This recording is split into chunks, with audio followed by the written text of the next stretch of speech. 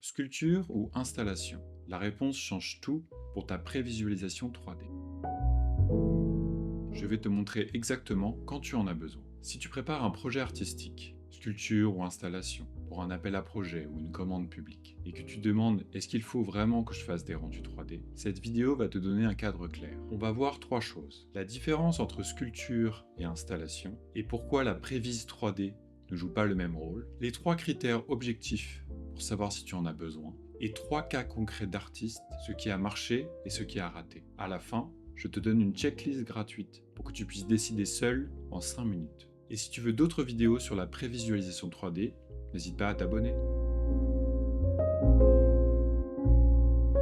Une sculpture, c'est un objet. Elle a un volume, une matière, une forme autonome, peu importe sa taille. Une installation, c'est un système. Elle a un parcours, des points de vue multiples, elle peut intégrer son, lumière, vidéo, et tout ça façonne l'expérience du spectateur. Une sculpture peut être in situ, monumentale ou miniature, mais son enjeu reste l'objet en lui-même et son implantation dans l'espace. L'installation, son enjeu c'est l'expérience totale. Comment ça se ressent, comment ça se traverse, comment les éléments communiquent entre eux. Et c'est là que la prévisualisation 3D intervient différemment. Pour une sculpture, la prévise 3D sert à trois choses. Valider le volume et la forme avant de matérialiser, tester l'échelle et l'agrandissement, proposer des variantes de matériaux et de finition sans coût supplémentaire. Par exemple, tu as une maquette en terre cuite d'environ 30 cm, mais le résultat final doit faire plus de 3 mètres pour une commande publique. Le rendu 3D te dit immédiatement, ça marche, les proportions tiennent, voilà le rendu final. Pour une installation, la 3D c'est autre chose, c'est presque obligatoire. Pourquoi? Parce que tu dois tester le parcours du visiteur, où il rentre, comment il circule, où sont les points forts.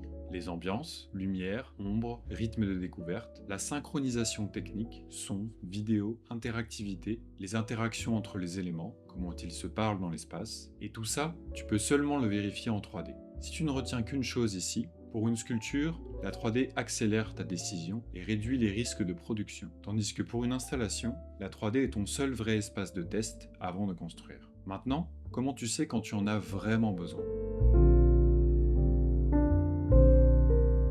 Je vais te donner trois critères objectifs. Si un seul de ces trois est vrai, alors il faudra sans doute que tu fasses une prévise. Et je vais t'illustrer chaque critère avec un cas concret, ce qui a marché et ce qui a raté. Le premier critère, c'est l'échelle et le coût de production. Si ta pièce ou ton installation est monumentale, plus de 2 mètres, ou fabriquée par CNC, impression 3D, fonderie, soufflage de verre, enfin tout ce qui implique d'autres techniciens, ou implantée dans un lieu complexe, un musée, un espace in situ, alors tu fais une prévisualisation 3D. Pourquoi? Parce que l'erreur peut te coûter plusieurs milliers d'euros. Prenons un exemple concret. Un sculpteur candidate pour une commande publique. La pièce est en acier, fait plus de 3 mètres de haut, et elle coûte plusieurs milliers d'euros. Il avait dessiné sa pièce en 2D avec un croquis, mais avec une prévisualisation 3D, il peut modéliser la pièce, tester les proportions. Si elle pose problème, il peut corriger en amont et soumettre des rendus crédibles s'il doit la faire produire ailleurs. Le résultat type, on a une économie de 15 jours de fabrication et de plusieurs milliers d'euros. Le deuxième critère, c'est la complexité spatiale. Si tu es en train de faire une installation qui comprend plusieurs éléments, qui a des points de vue différents, ou encore un parcours à structurer, tu fais une prévise 3D. Pourquoi? Pour que tout le monde, toi, le curateur, l'équipe technique, le jury, voit la même chose au lieu d'imaginer différemment. La prévise 3D, c'est l'espace de négociation. Le jury, le curateur, le lieu, l'équipe technique, ils regardent tous la même chose. Tous regardent le même objet. Il n'y a plus de malentendu. Autre exemple, une artiste prépare une installation immersive, avec du son, de la lumière et un parcours visiteur. Elle doit aligner 5 personnes. Le curateur, le lieu, technicien lumière, technicien son et le producteur. Sans prévise 3D, chacun imaginait l'installation différemment. Résultat, malentendu. Modification de dernière minute, retard. Grâce à une prévisualisation 3D, et si en plus on y ajoute une vidéo à la première personne, tout le monde comprend la même chose. Résultat, des décisions techniques beaucoup plus rapides et un gain de temps phénoménal. Le troisième critère, c'est les délais et les enjeux. Si tu déposes un dossier pour une exposition, une résidence, un appel à projet, une commande publique ou un financement pour de la production, avec une deadline courte, moins de 8 semaines, alors tu fais une prévise 3D. Pourquoi? Parce qu'un dossier avec des rendus 3D est 5 fois plus fort qu'un avec des croquis et du texte. Dernier exemple, une artiste candidate pour un appel à projet prestigieux. Elle doit réaliser une installation spatiale immersive avec du son, de la lumière et un parcours visiteur. Le budget est de plusieurs dizaines de milliers d'euros et il y a beaucoup de candidats sur le dossier. Ici, elle doit absolument faire de la prévisualisation 3D. En effet, le budget est très conséquent, il y a une grosse compétitivité, la complexité spatiale est très haute et elle doit aligner beaucoup de monde, que ce soit le curateur, toutes les équipes techniques, le lieu, etc.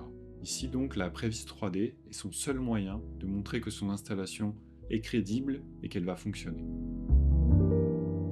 Voilà, donc pour résumer, si 2 de ces 3 critères sont vrais pour ton projet, échelle ou coût de fabrication élevé, complexité spatiale, délai ou enjeu, alors tu fais une prévisualisation 3D. Si tu as seulement 0 ou 1 critère de vrai, alors tu peux attendre ou même passer sur la prévisualisation 3D.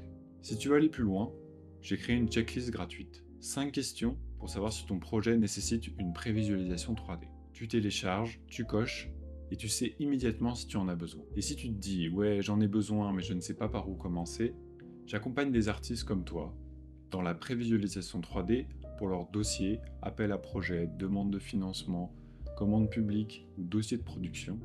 On part de ton idée, de tes croquis, et tu repars avec des rendus 3D clés en main qui traduisent visuellement ton intention. Le lien est dans la description pour un brief gratuit de 20 minutes. Merci de m'avoir écouté et à la semaine prochaine.